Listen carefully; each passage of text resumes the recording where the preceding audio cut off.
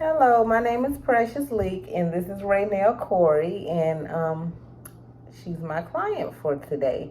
The skills I'll be working on is empathy, observation, and probing, and active listening. So, Raynell, what have you been experiencing lately? Right now I'm experiencing a little bit of a heartbreak. Heartbreak. Tell me a little bit more about that. I recently just accept my ex back into my life. We have been dating for almost 4 years, and we have been broken up for the past year. And he just came around out the blue and just want to make this thing right again after the whole year of being, separated. So right now, we're not good right now. He's I can say that the situation is very toxic. I don't know why I continue to put myself in that predicament when I know like what is with it, but it's just kind of hard. Wow, it sounds like you're experiencing a lot when it comes to this old love turn new love again, turn back old love again. How does that make you feel? No, it does not make me feel good at all. I keep a lot of mixed emotions all the time. Like some days I'm good, some days I have my days where I'm just like moody, sad, just I don't know, just not me. I'm always like a happy, jolly go, you know, jolly all the time. But lately it's just been up and down. Like I've really been having my mood swings. Well, I heard you say that he wanted to work things out. How did you feel about that? Did you want to work things out? When he first came back around, wanted to work things out, I was definitely hesitant because that was a reason why I decided to let that go. But I do know the love is still there, so I think that's why I was just trying to like let him back in and give him that another chance after chance after chance. But I'm not seeing any improvement at all with him. So you say the love is still there. What keeps the love there on your end and possibly on his end? Well, let's just say on your end because we can't speak for him. So what keeps the love there on your end? To be honest, it's kind of crazy because I don't know. You don't know. Well, think of the possibility. What is it about him that you like? What drew you to him? What keeps you going or what let you go back to him? I will say that he's very ambitious. I will give him that. Like he's very a goal mind. Like any goal he set, he accomplished it. Those are nice characteristics of someone we call, a boyfriend, possibly husband. Yeah, and that's what I think that's probably why it would draw me to him because I can see that, and that's like a great quality to have for a mate. Mm-hmm. Somebody that's motivated, because then I know that you are very motivated to take care of me. Mm-hmm. But he just have a lot of aspects that's just not good. Right. So what you just told me that he has some nice things that draw you to him. What do you see yourself going forward with that? It sounds like you don't want to stay in this predicament because you say you're in an awful place with it right now, but you still love him. So what can you do to move forward to make Raynell feel better? I think that it's probably gonna be best if I just leave him alone altogether. I don't think I would ever have like, no matter how hard I try, I don't think I will ever have like 100% happiness being with him. So you say leave him alone altogether. That's usually easier said than done. Oh yes, definitely. And I think that's why we've been on this roller coaster ride for so many years. Because I don't think it's just so much on my end. I think it's so much on his end as well. Like I think he knows that we're toxic. Like this is a toxic situation, but this is something that I think that he just still wants regardless. And I think so with me too, 50-50. Well, something I've learned, as well as other people, it's not all we can't change people, even though sometimes we try. We can encourage them to change, but we cannot like 100% change a person. So with that being said, what are some steps Raynell is willing to take since you said the relationship is toxic and he's not willing to change, and you know you are who you are. So moving forward, where do you see yourself going, like with this relationship? I know you see it not back together and leaving him alone completely, but how are you going to do that? What steps are you going to take? I have a funny way of, I don't think that's a good thing, but I have a funny way of just ignoring people. Well, that's not always a bad quality. See, it's making you laugh. Yeah. I think that's what got me to the point where I was able to break up with him for that whole year like that, because I just cut off ties with him, no communication. I just told him how I felt, and I just kind of stood my ground and just like didn't receive anything. I didn't even issue to try to text, call, or nothing. Of course, he always stayed on my mind, Right. but I never had that mindset to initiate to reach out to him. So you still had somewhat of that out of sight, out of mind, even though he was there. He wasn't on your mind enough to actually reach out and contact him. Yes, especially I think he's always on my mind. But I think last year, I think what made it, more on my mind, because I just, this, kind-hearted I am. Mhm. I just want to make sure that in my head that he was good with everything with COVID going on. Mm-hmm. But I just didn't want to take that step to reach out to him, even though I cared to know if he was okay or not. Mm-hmm.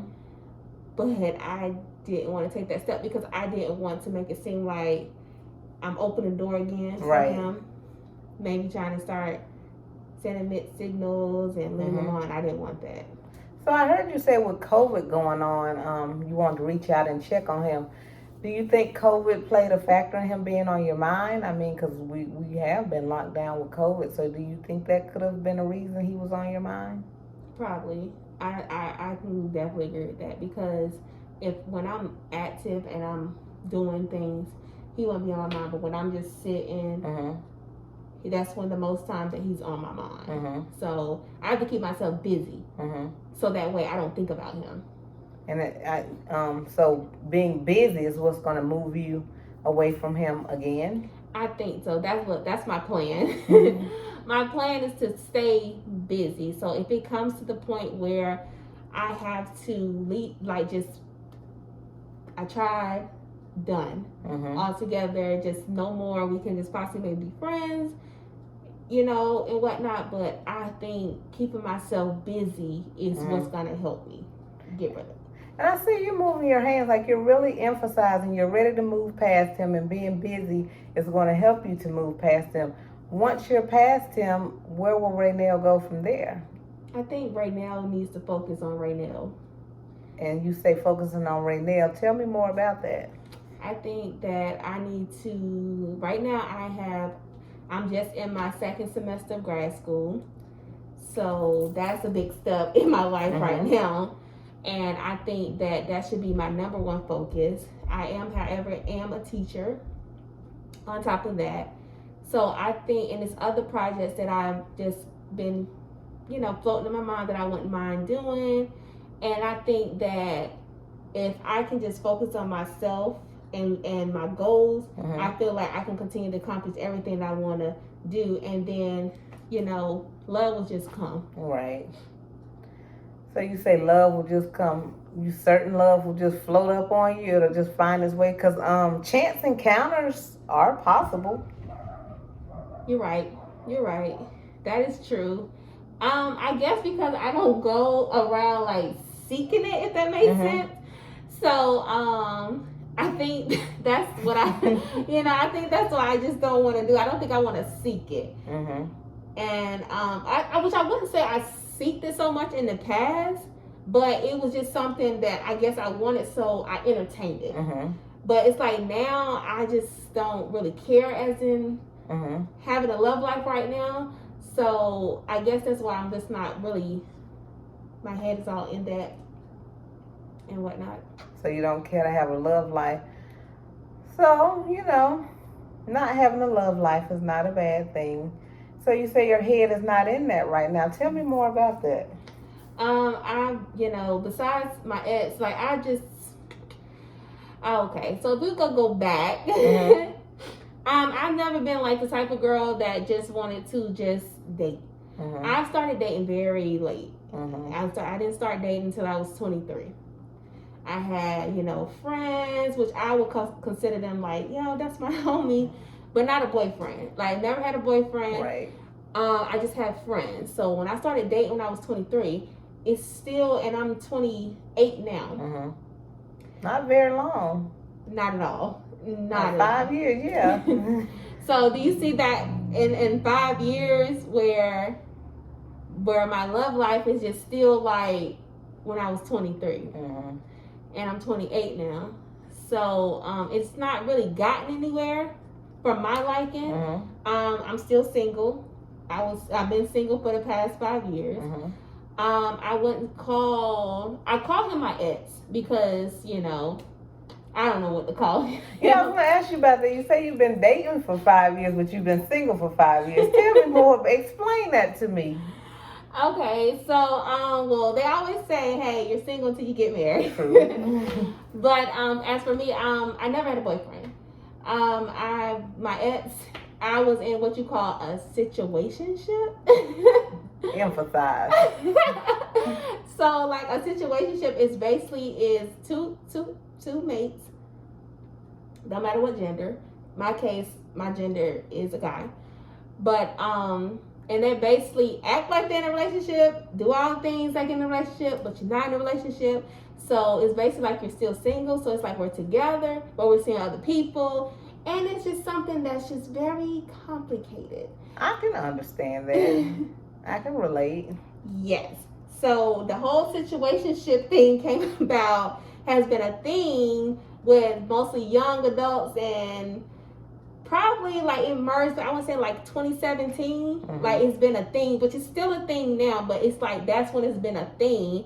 And I remember back in undergrad, I had took a class, a human sexuality class for sociology, and it came up. We was having relationships and dating and all that stuff, and we was all like, we don't date. We was like situationship. She was like, what? Like, what is a situationship? So we had to break it down too. She was like, oh my gosh. Like, she was like shocked. She was like, what in the world is that? Because you have relationships. You're either dating, you're in a relationship, or you're married. Right. It's not no in between. Right. What at least what's acceptable by society, right? Exactly. And that's the thing that's so crazy, because this is like, I'm like, how did I get myself in a situationship? And so I don't like them. Like, they're too complicated. I've been in. What makes them complicated for you? They are extremely complicated. I will say it's not my ex. I had another ex before. Mm-hmm. I dated him 2017 to, I met him June 2017, and I ended things with him May of 2018. Now, I met him after my recent ex, my 3-year ex. We was on a break. We broke up again, and I happened to meet him, so we dated. I would say that was the most complicated situationship ever. What about the situation made it complicated? For our situation, it was one of those where we're both single, so we both are obligated to date other people. But as for him, he didn't want me to date other people. He only wanted me to date him. But he could date other people. So it was a one-sided agreement. Right. And it's like, well, I'm single too, so why I can't date nobody else, but you can? What was his response? No response. He was the type of person to change the subject or don't answer the question. So that's how things led for me to just go ahead and date with him, because I don't feel like it's right for me to. I have to just be all in with you.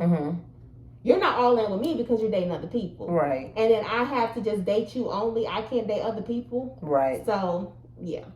So it seems like from what you told me, you have had some complicated relationships, and one you're just the current one you've been in before and you're on your way back out again, and the previous one who you had a situationship with, you left that. But it seems to me, even though you've had complicated relationships, you didn't stay. You knew when to move on. You felt right to move on. It didn't pain you to move on.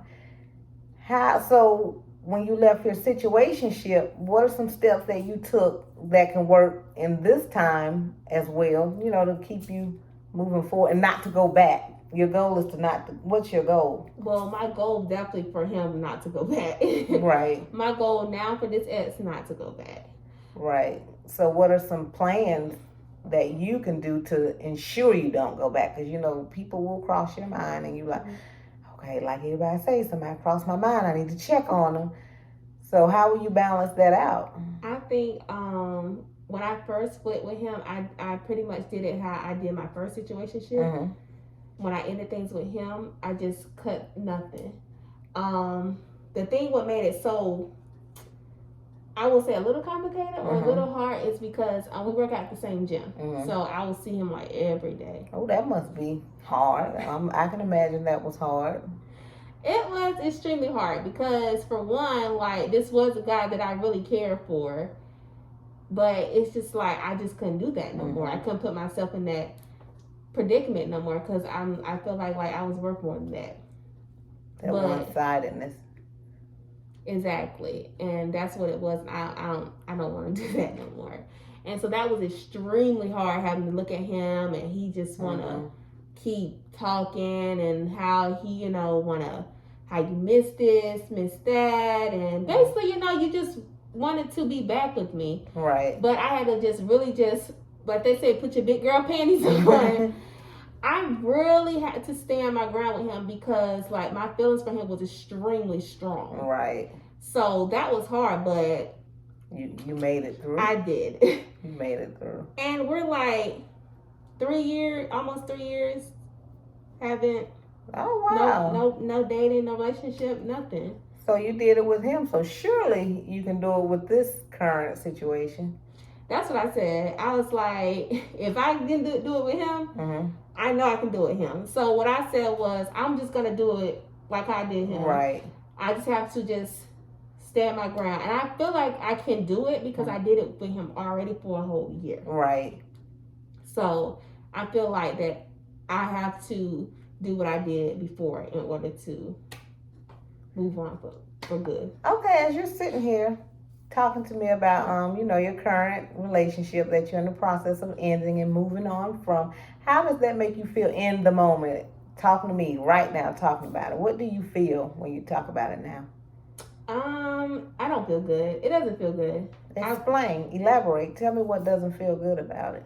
I would say my feelings or most of my heart, it doesn't feel good. Because I feel like I put so much time into this person. Almost 4 years, that's a very long time to date a person. Right. And it doesn't feel good to just like completely let that go. And I guess, and I'm the type of person, I don't like to start over. Yeah. Change. Yeah. Change is hard. Very. So I struggle with that, and I think that's maybe why I held on to him for so long, because I've known him the longest, and I'm just so comfortable being with him. And so it's just like, now I have to start all over to get comfortable with somebody else again.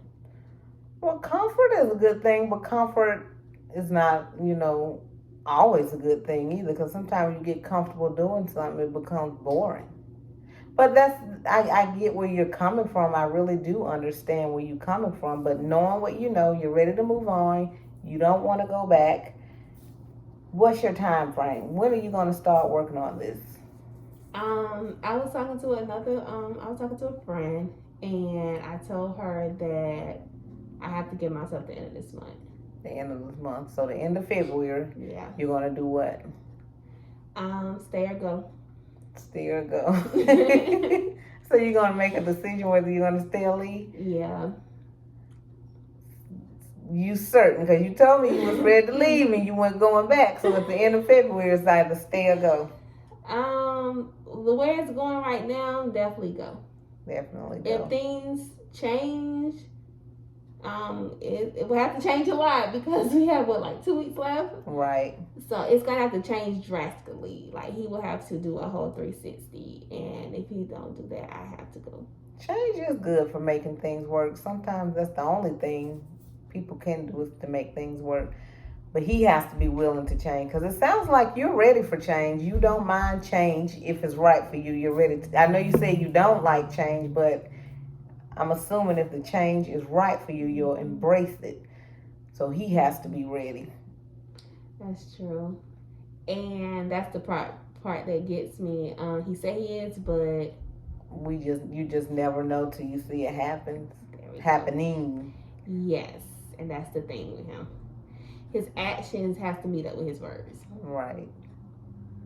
So it sounds like you're ready. You ready to give it a go. Yeah, I can say that. I can. I see you smiling, so it looks like you feel good about it. Yeah, I am. Anything else you want to say on it? No. That's it? All right. Yeah.